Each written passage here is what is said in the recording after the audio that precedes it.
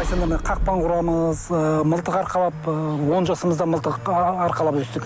Әкелеріміз аңшы болды да. Әкеміздің ағасы атақты аңшылар енді. Сол аңшылық деген бұл бір ауылда асырап отырған адамдар болған аңшылықпен. Сол біздің әкелеріміз сол кәсіпқой аңшы болған. Тауда күніне 15-20 километр жаяу жүреміз. Мылтық тасып алып, рюкзак тасып алып, керемет денсаулыққа жақсы. Дайындалып шығамыз, 10-15 күн тауға кетеміз. Тауда кәдімгі 10-15 күн палаткада жатамыз. Адам баспайтын жерлер. Иә, жаңағы нанды кептіріп аламыз, көгермейтін қылып. Тұз аламыз, қалғаны бәрі сол жақта. Қалғаны табиғаттың өзі береді. Жемісіңде қарақат, малина. Бірақ көп аулап, андай... Жоқ, ондай жоқ, онда... Рұқсатпен, кәдімгідей бір аңға лицензия аласың, соны атып аласың да, біреуін ғана атасың, керек сол өзің рұқсат алған аңға. 7 жасымда әкем бір қақпан құрыпты. Неге? Бір тайды жекпетті қасқырлар деп қақпан құрып. 6 жасыңызда атқа міндіңіз, 7 жасыңызда сол әкеңізбен тауға балыққа шықтыңыз ба, әлі аңға? Қақпан құрып кеткен, мен түскен шығар, 3 күн болды. Барып көрейік деп келсек, жаңа қақпан жоқ. Ол қақпанды қасқырға құрғанда байламайды. Ар жағына трактордың бір темірі, я болмаса бір ауыр нәрсені қардың астына жасырып, тоқпақ дейді оны. Тоқпақ сүйрет кетеді. Үлкен қасқыр түскен кезде байлап отырса, аяғын суырып әкетеді, болмаса шайнап аяғын қиып. Қасқыр деген өте не ғой? Өз аяғын өзі шайнап қият та ақсаңдап кете береді. Сол тоқпақты байласа, қақпанды сүйретіп қашады да, шашағынан кейін барып бір жерге барып ілінеді. Ілінгеннен кейін тұрады, аяғы сет, суырып ала алмайды. Сонымен тұрады, барып атып аласың, я соғып аласың. Сол кезде қақпан жоқ, сүйретіп кетті. Ізі жатыр, сүйретіп кеткен. Тоқпақтың ізі жатыр? Тоқпақтың ізі жатыр. Соны барып бір белден асып кетті. Әкем ақырын шығып белден дүріммен қараса, аяғын жалап жатыр. Қанша күннен кейін келіп едіңіздер? 3 күннен кейін. Бұл 2 күн болғанда, 2 күн бекінен түскен. Қақпан қойдыңыз да, 2 күннен кейін барсаңыздар? 3 күннен кейін барсақ, 2 күннен кейін бе түскен осы. 1 күн өткен сүйретпезден ескілік. Тауып алдық, жатыр. Ең көк қасқыр енді. Арлан ма? Иә. Содан әкемде ол кезде не бар анау? Мылтығы бар. Содан кейін айтты, мен жаяу барайын, сен атты ұстап тұр. Содан мылтығында шыққанда келесің деді, атты жетектеп. Дайындалып тұрмын. Сол мылтық тарс ете түсті. Атты жетекке жүрмейді. Қасқырдан да қорқып тұр ма? Әлде мылтықтың даусынан қорқып тұр ма? Жүрмейді жетекке. Мен астында қат жүреді, қолымды зөрдей болып сүйреп. Содан әзердеп келсем, жараланып жатыр. Аттан ұшып түсетімді, тартынған кезде. Содан ертоқымның қасынан ұстап алғам алдына мақтап. Содан айтып жеттім, келсем, жараланып жатыр. Атпа деймін, мен атам деймін ғой, әкеме. Жараланып жатыр, қасқыр жараланып жатыр. Соған ең көк қасқыр көзден оқ шашып жатыр, 10 метр жерде. Алға оқтады да ұстап тұрды көздеп, атты деді. Атып әкені өлтіріп, сонда бірінші рет қасқыр аттым деп ауыл келіп мақтанайын, сойғызбайын. Әке осы үйге алып барайықшы ауылға. Соған ауылға өңгеріп, аттың астына өңгеріп апарған кезде. Сойып ішіне қоймай тірідей, не дей, бітеу. Сонда қасқырдың бір жақ үлкен, құйрығы жерге тиіп. Енді арланы болса. Соны мақтап, аттың үстінен құйрығы жерге.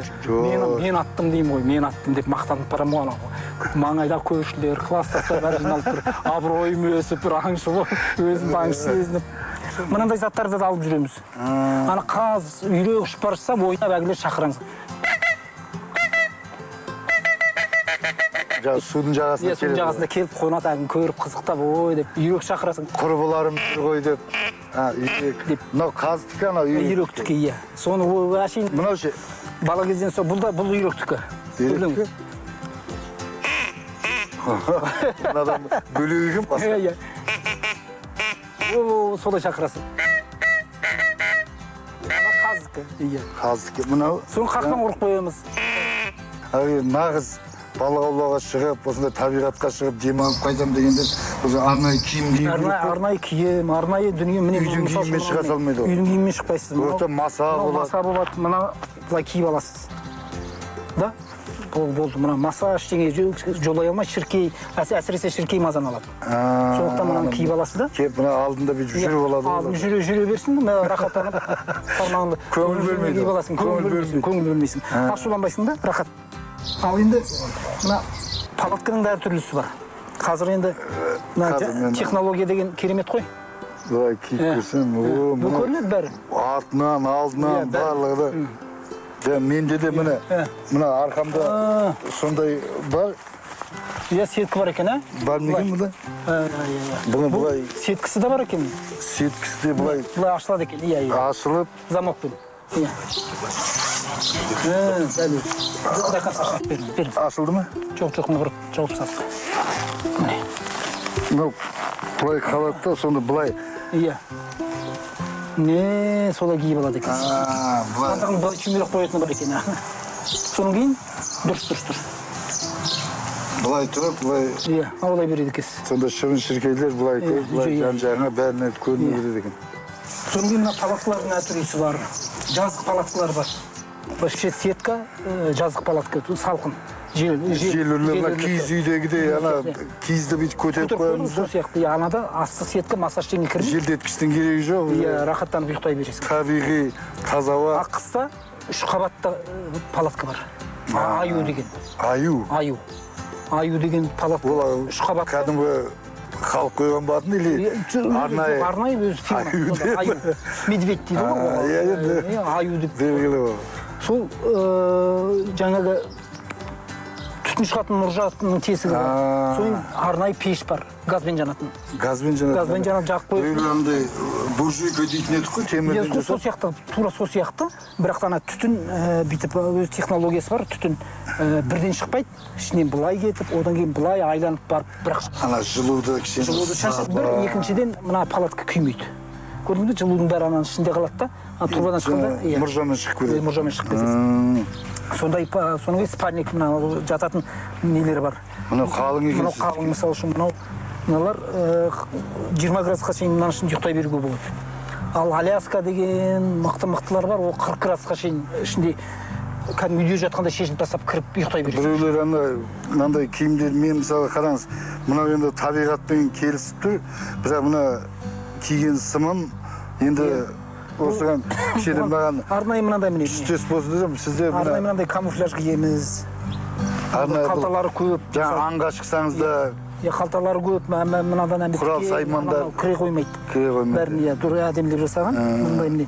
Мынау немен ағаш, шөп, сонымен ұқсас. Көрінбейсіз де көзге. Мұнамен келе жатсаң көктің болып, әне келе жатыр дейді, аю айтады, әне самат келе жатыр дейді. Ал енді мұнамен келе жатсаңыз, деп кім, не, жыбырлап бір нәрсе, ала-ала. Жапырақ қой дейді. Жапырақ қой, ағаш қой деп таңғалып қарап тұрғанда жақында баласы. Жел болмаса шөптің бәсі қимылдамайды дегендей. Орында аңшы келе бар. Киімнің де қыста киетін, мынау жаздық болса, мысалы үшін, қыста киетініміз бөлік бізде. Жоқ, кейбір адамдар жаңа айтып отырмын ғой, әуесқойлар жазда шыға қояқ та қыста жаурап қаламыз ғой. Сол кезде арнайы мынандай жылы киімдерді, арнайы етіктер бар, жаңағы 40 градус аязда. Жаңағы пешіңіз болса, палатыңыз 3 қабатты болса. Рахат, мынандай міне астыға төсейтін, мынау суықты да ештеңені өткізбейді. 1-2 күн арнайы дайындалып барасыз, жатасыз. Иә, рахат, машина ішінде же ұйықтай алмайсың, мысалы үшін, машина. Палаткада рахаттан ұйықтайсың, үйде жатқандай. Машинаның газының өзіне де зиян ғой. Зиян. Ал анада таза ауада, палатканың ішінде. Қандай керемет. Отын жағып қоясың да, тоңсаң айтпесе, таза ауада демалып, ол денсаулыққа да жақсы. Аяқ киім. 40 градусқа шыдайтын ішінде өзін жеке арнайы алу керек ол. Арнайы сатылады, жаңа Ресейде шығады, басқа жерлерде шығады. Мүмкіншілік болса соны алып алу керек қой. Алып алу керек, ол аса қымбат емес. Мысалы үшін аяғың тоңбайды мұзда. Мұздың үстінде жүрсің. Нағыз әуесқой болсаң, содан кейін жақсы киімдер бар. Комбинезонымен, үстінен курткасымен, бас киімімен, қолғап, бетке киіп алатын маскасымен.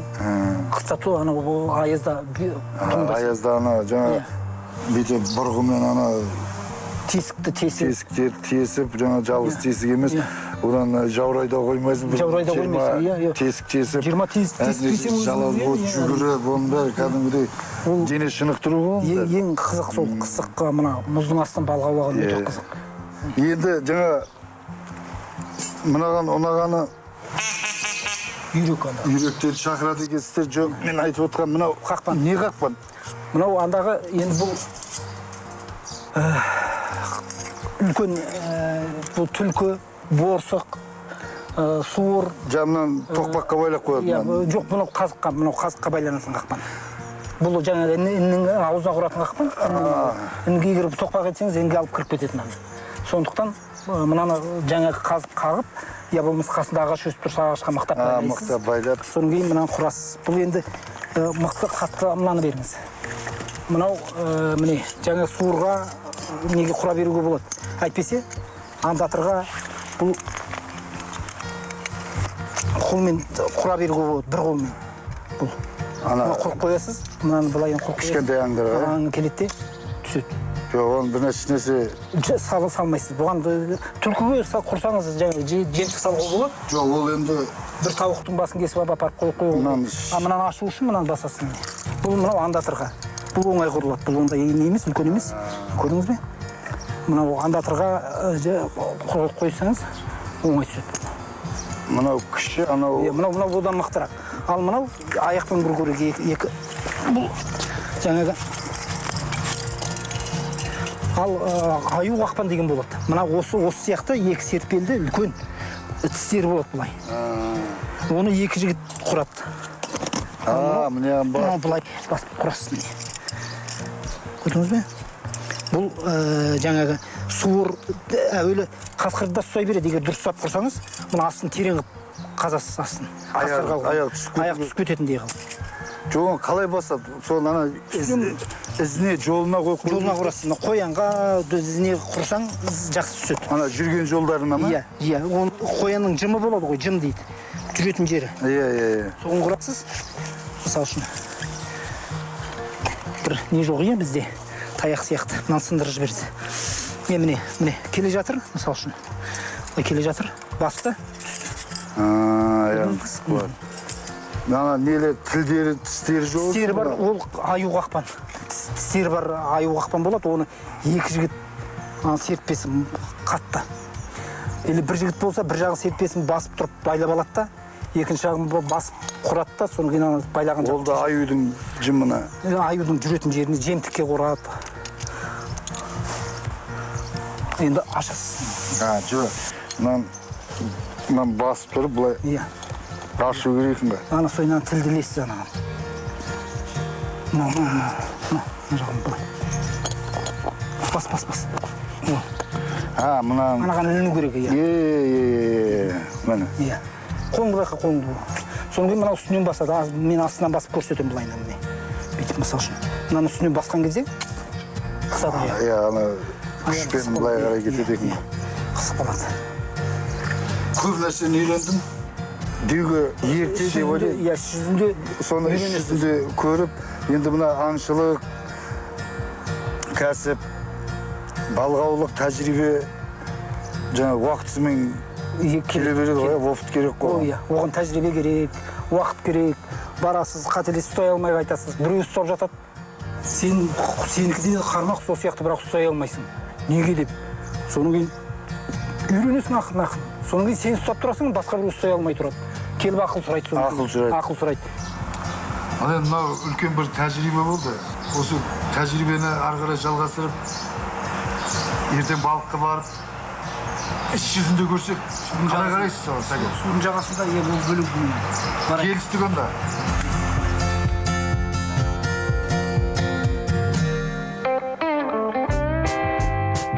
Әрине, көп кеңестерге құлақ астық. Әйтсе де, бұл Самат Ілиясұлымен соңғы кездесуіміз емес. Енді сіздерді жаңадан балық аулаушыларды іс жүзінде көлге шығып, балық аулап көруге шақырамыз. Арнамыздан алыстамаңыздар. Туран телеарнасының көрермендеріне үлкен сәлем. Туран ТВ көрермендеріне жалынды сәлем. Водниктің жігіттерінен.